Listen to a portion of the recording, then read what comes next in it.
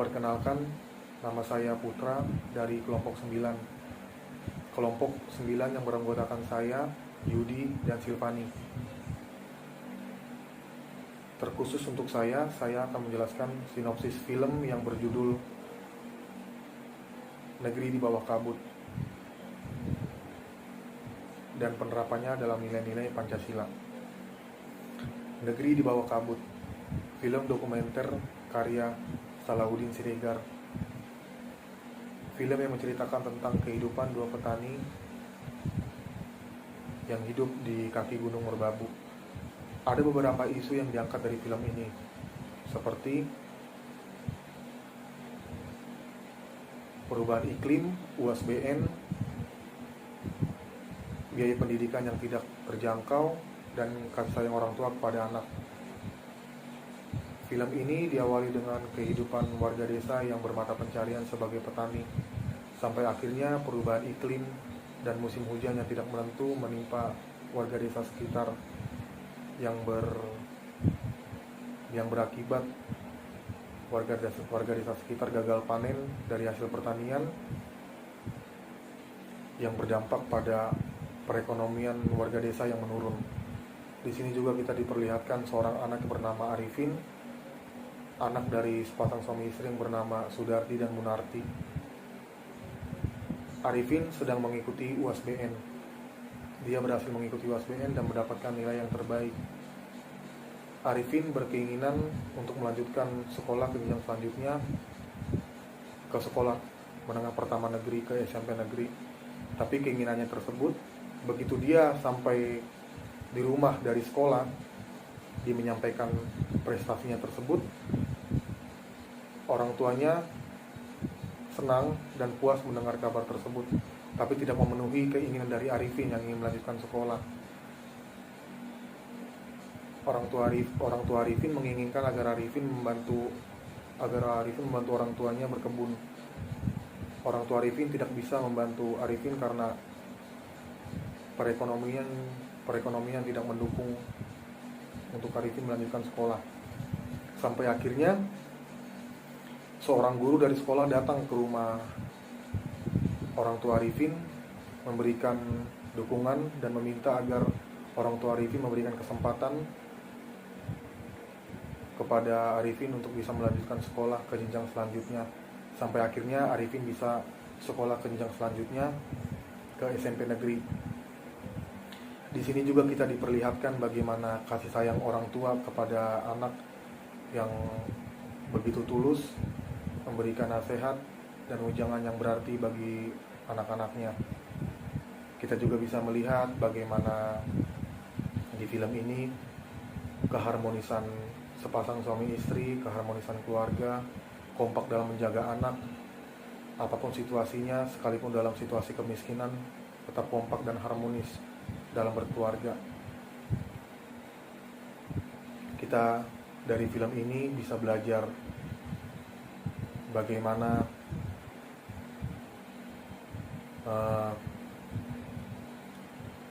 perubahan iklim, pendidikan, dan kemiskinan, tiga hal yang memiliki keterkaitan satu sama lain. Penerapan nilai-nilai Pancasila di film ini yang saya lihat, menurut pandangan saya, di situ dijelaskan bahwa ada pemilihan presiden dan wakil presiden. Di sini mengimplementasikan nilai Pancasila sila keempat yang berisi kerakyatan yang dipimpin oleh hikmat, kebijaksanaan dalam permusyawaratan dan perwakilan, yang memiliki arti pemerintahan dari, oleh, dan untuk rakyat atau demokrasi. Di sini diterapkan. Di sini juga saya melihat dan menonton warga desa sekitar yang saling gotong royong, saling tolong menolong dalam situasi apapun. Di sini saya melihatnya mengimplementasikan Pancasila di sila ke-2, kemanusiaan yang adil dan beradab, yang berarti berperi kemanusiaan, saling membantu satu sama lain. Demikian penjelasan sinopsis dari film ini dan penerapannya dalam nilai-nilai Pancasila. Saya akan menjawab pertanyaan mengenai kenapa di Indonesia masih banyak kesenjangan sosial pendidikan seperti yang digambarkan di film tersebut. Berbagai upaya telah dilakukan pemerintah dalam menangani yang ada dalam dunia pendidikan. Namun hingga saat pemerataan pendidikan masih menjadi angan dengan masalah tidak meratanya kegagalan sarana dan prasarana penunjang proses belajar mengajar yang kurang memadai. Kesenjangan dalam dunia pendidikan Indonesia diantaranya seperti kesenjangan fasilitas, sarana, dan prasarana. Hal ini sudah terlihat jelas dengan tidak meratanya fasilitas pendidikan, di mana lembaga pendidikan memiliki tingkat masing-masing yang biasanya didasarkan pada segala fasilitas, di mana sekolah yang berada di sekitaran pusat kota mendapatkan lebih banyak kemudahan dalam mengakses hal-hal dalam pendidikan, baik fasilitas penunjang, sarana, dan prasarana sekolah yang memadai, bahkan sudah berbasis teknologi. Hal ini tentunya memudahkan murid dalam menempuh pendidikan hingga ke jenjang yang lebih tinggi.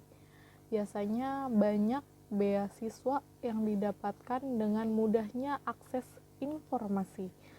Sedangkan keadaan sebaliknya justru terjadi pada sekolah yang jauh dari pusat perkotaan. Contohnya sekolah di pedesaan. Jangankan untuk memiliki fasilitas penunjang berbasis teknologi, untuk sarana WC sekolah sudah jarang ditemui sarana yang sesuai dengan standar kesehatan. Untuk bahan ajar pula masih sangat kurang, sehingga kualitas pendidikan di kota dan di desa sangat berbeda kualitasnya. Anak sekolah di desa harus menempuh jarak berjam-jam sampai ke sekolah tanpa bus sekolah maupun angkutan kendaraan umum. Dalam hal pemerataan pendidikan ini sudah banyak hal yang dilakukan oleh pemerintah, diantaranya adalah SD kecil di daerah terpencil, sistem guru kunjung, kejar paket A dan B. Namun kenyataannya pemerataan pendidikan masih menjadi angan-angan. Selanjutnya, kesenjangan kualitas. Kualitas pendidikan di Indonesia yang harus merata melalui tenaga pendidik yang berkualitas. Sudah banyak usaha yang dilakukan pemerintah melalui kebijakan-kebijakannya, seperti adanya akreditasi terhadap lembaga pendidikan untuk menetapkan suatu lembaga pendidikan. Selanjutnya, penyempurnaan sarana belajar. Pengembangan kemampuan tenaga pendidikan melalui studi lanjutan. Namun pada kenyataannya tenaga pendidik berlomba-lomba untuk melakukan tugas di sekolah yang berada di perkotaan yang menghadirkan fasilitas yang baik dan mudah dicapai. Namun, apa kabar dengan kualitas pendidik di pedesaan? Jangankan memberikan kualitas, jumlah tenaga pendidik masih kurang, sehingga desa-desa pelosok biasanya menjadikan orang yang mau menjadi tenaga pendidik tidak peduli dengan kualitas dan hal lainnya. Saat ini saya ingin menyampaikan pendapat dari kelompok kami atas solusi yang mungkin bisa diambil atau diterapkan oleh pemerintah di lapangan. Sebenarnya upaya-upaya untuk mempersempit ketidaksetaraan pendidikan sangat penting dan dapat menjadi dasar bagi pembangunan yang lebih inklusif. Perbedaan kualitas pendidikan dan durasi bersekolah yang diterima seorang anak akan mempengaruhi kehidupan di masa yang akan datang. Anak-anak yang gagal menguasai keterampilan dasar cenderung lebih mempunyai pekerjaan yang tidak tetap dan bergaji rendah dibandingkan dengan anak-anak yang meninggalkan sekolah dengan dibekali oleh keahlian-keahlian yang diperlukan di pasar tenaga kerja pada saat ini. Mungkin berikut ini solusinya. Solusi yang pertama, pemerintah harus fokus untuk mendorong peningkatan dan juga perbaikan infrastruktur di desa-desa, terlebih untuk desa-desa yang memiliki kondisi geografis yang tidak menguntungkan. Seperti contohnya pada film tersebut, kondisi geografis daerah mereka ada di kaki gunung, yang mana mungkin saja akses ke kota dan sebaliknya mengalami berbagai hambatan. Di film tersebut ada scene di mana mereka ingin pergi ke pasar untuk menjual hasil bumi, tetapi tidak ada kendaraan untuk menuju ke pasar dari desa mereka menuju ke pasar. Jadi mereka harus menunggu mobil jemputan dari pasar, yang mana hanya kendaraan tersebut yang dapat ditumpangi. Lalu di perjalanan menuju pasar juga ada jalanan yang masih rusak dan belum sepenuhnya diperbaiki. Di sini harusnya menjadi perhatian pemerintah daerah untuk lebih memperhatikan daerahnya, atau juga menjadi perhatian oleh pemerintah pusat agar pemerataan infrastruktur dapat merata. Lalu solusi yang nomor 2, pemerintah perlu memprioritaskan akses pendidikan serta informasi dan kesehatan desa. Contohnya bisa kita lihat di film tersebut, ada seorang anak bernama Arifin, anak dari seorang petani yang mungkin saja harus mengubur niatnya melanjutkan pendidikan ke jenjang selanjutnya. Keinginan Arifin untuk bersekolah di sekolah negeri harus pupus dikarenakan biaya seragam dan keperluan sekolah negeri yang sangat mahal bagi mereka. Walaupun pada akhirnya Arifin melanjutkan pendidikan di pesantren, tetapi orang tuanya harus meminjam ke sana ke sini. Padahal Arifin lulus dengan nilai terbaik. Baiknya pemerintah lebih memperhatikan hal-hal kecil seperti ini, di mana mungkin pemerintah dapat memberikan berbagai bantuan subsidi dalam bentuk beasiswa agar anak-anak seperti Arifin ini dapat bersekolah di sekolah negeri atau mendapatkan pendidikan yang lebih bermutu. Walaupun sebenarnya sekolah swasta juga tidak buruk. Lalu solusi yang ketiga, baiknya pihak pemerintah harusnya memberikan modal untuk masyarakat desa supaya mereka memiliki pendapatan atau penghasilan lain, sehingga ada alternatif lain selain sektor pertanian. Dengan bantuan tersebut tentu akan sangat membantu masyarakat, karena mereka bisa mendirikan usaha sendiri, atau mungkin pemerintah dapat memberikan harga subsidi terhadap berbagai keperluan petani, seperti subsidi harga pupuk, pestisida, dan bibit.